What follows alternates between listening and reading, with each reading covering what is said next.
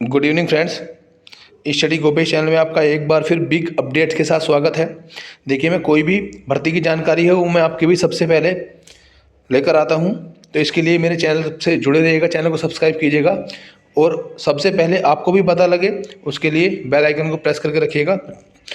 तो फिर अब चलते हैं भर्ती की तरफ। भर्ती की अपडेट्स मैं आपको देता हूँ, लेकिन ये अपडेट्स भर्ती की नहीं है, ये है अग्निवीर जॉब में कुछ होने वाली अपडेट्स। यानी जैसे ड्यूटी के कार्यकाल घटाने या बढ़ाने पर, उसकी पेंशन को घटाने या बढ़ाने पर, या उससे अलग उसे जो मेडिकल सेवाएं या कोई और संबंधी बेनिफिट्स दिलाने के लिए।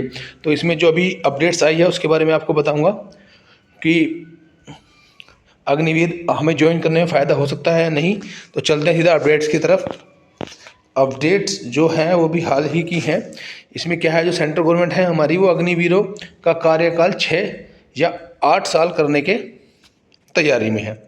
करेगी, क्यों करेगी? क्योंकि पहली जो भर्ती थी हमारी वो जून 2022 में ज्वाइन हुई थी और जून 2026 में उसका लास्ट कार्यमुक्त हो जाएंगे। तो उससे पहले ही वो जो समय सीमा वो बढ़ाएगी, या अब वरना उसके बाद फिर नहीं बढ़ाएगी। तो इसमें क्या है, क्यों बढ़ाने की आवश्यकता? क्योंकि योग्य पेशेवरों की कमी का सामना करना पड़ेगा कि जो हमारे नौसेना और वायुसेना में जो टेक्निकल हमारे अग्निवीर हैं, आर्मी में हैं, उनको हम 1 से 2 साल की ट्रेनिंग देते हैं।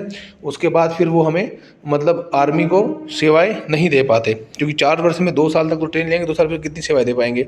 उसके लिए 4 वर्ष में उन्हें कार्यमुक्त करने से दोनों ही फोर्स के योग्य पेशेवरों में कमी हो जाएगी।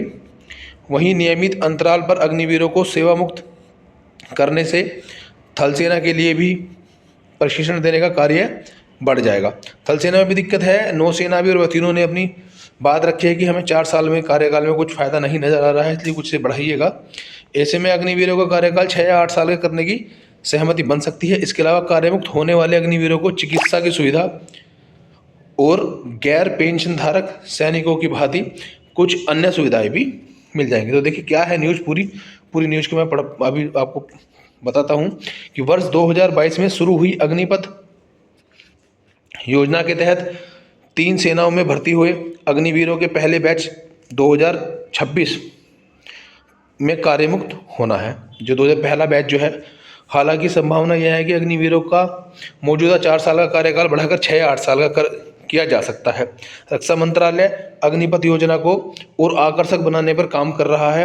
अग्निवीरों का पहला बैच जून 2026 में कार्यमुक्त होना है, इसलिए योजना में बदलाव का निर्णय उससे पहले ही होने की उम्मीद है।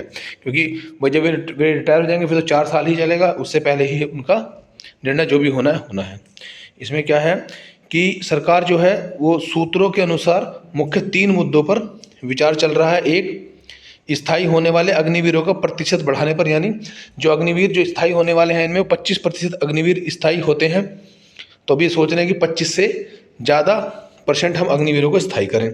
दूसरा, कार्यकाल बढ़ाने पर उनका कार्यकाल बढ़ाया जाए। और तीसरा, कार्यमुक्त होने वाले अग्निवीरों के लिए कुछ सुविधाएं उपलब्ध कराएं। हालांकि स्थायी होने वाले अग्निवीरों की संख्या जो है 25% से ज़्यादा करने की संभावना नहीं है, क्योंकि इससे जो हमारी पेंशन है उस पर हमारा बोझ बढ़ जाएगा। इसके अलावा केंद्र को तीनों सेनाओं का कार्यकाल बढ़ाने का अच्छा फीडबैक मिल रहा है। तो खाली अभी फ़िलहाल जो नियम बनेगा वो जो इनका कार्यकाल है उसे 6 या 8 वर्ष का करने की पूरी उम्मीद है। तो ये अग्निवीर में जो लोग भर्ती होना चाहते हैं, जो लोग जॉब कर रहे हैं, जो हमारे आर्मी सोल्जर हैं, उन्हें बहुत ही गुड न्यूज़ है। तो इसी तरह की न्यूज़ के लिए मेरे साथ जुड़े रहिएगा हमेशा के लिए। धन्यवाद।